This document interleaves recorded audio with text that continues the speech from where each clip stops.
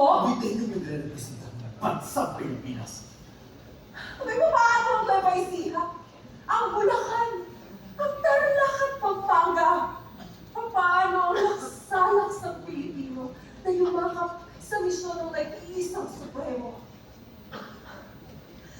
Kahit anong gawin. Linisin ang revolusyon.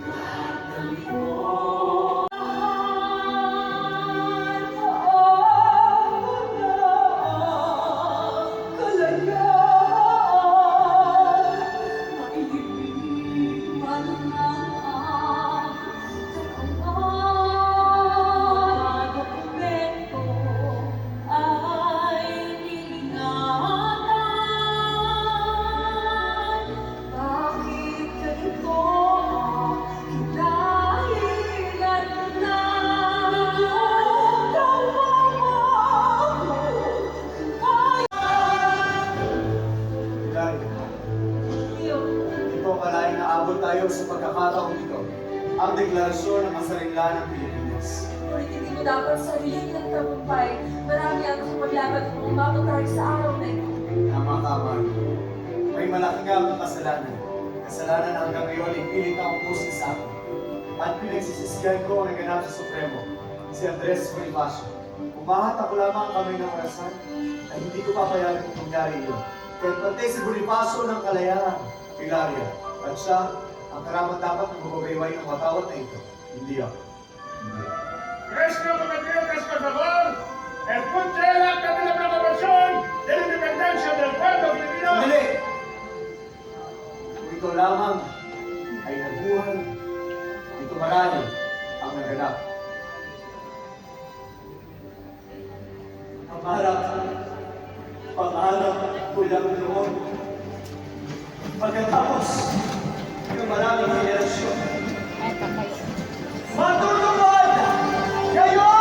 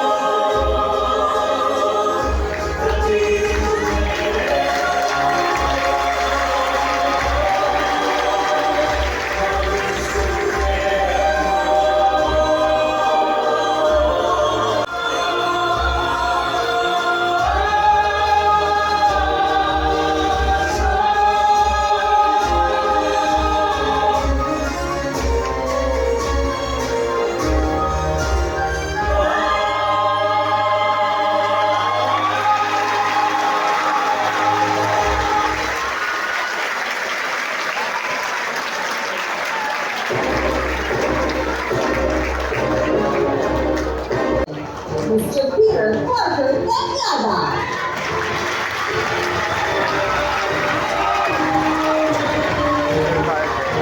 A new awardee for Best Actress and Fabulous nominee for Best Supporting Actress, Miss Adele Jimenez.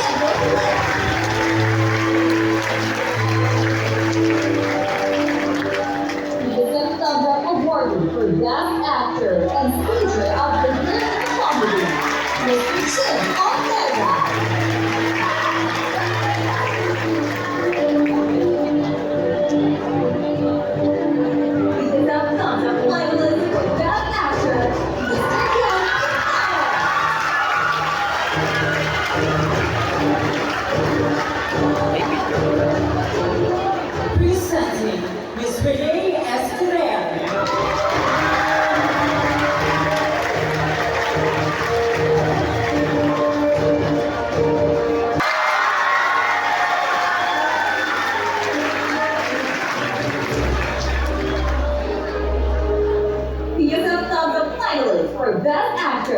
Presenting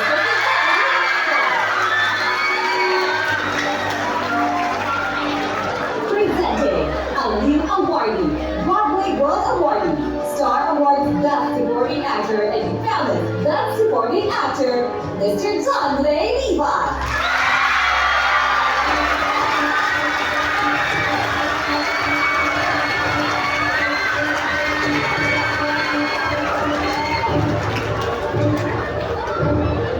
Ladies and gentlemen, a new awardee, Broadway World Awardee, Golden Dome Awardee, and Tayo Awardee. Phil Sagers Foundation, Bonifacio ang Supremo. Sa Musical.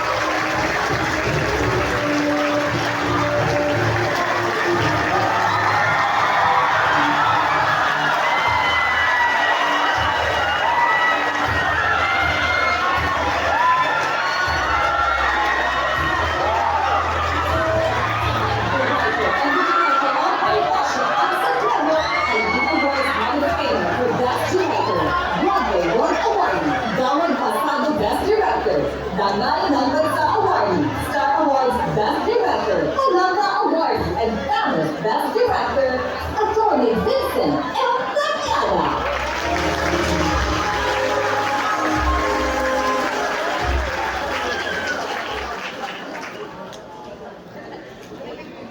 Ladies and gentlemen, Mr. John Levi.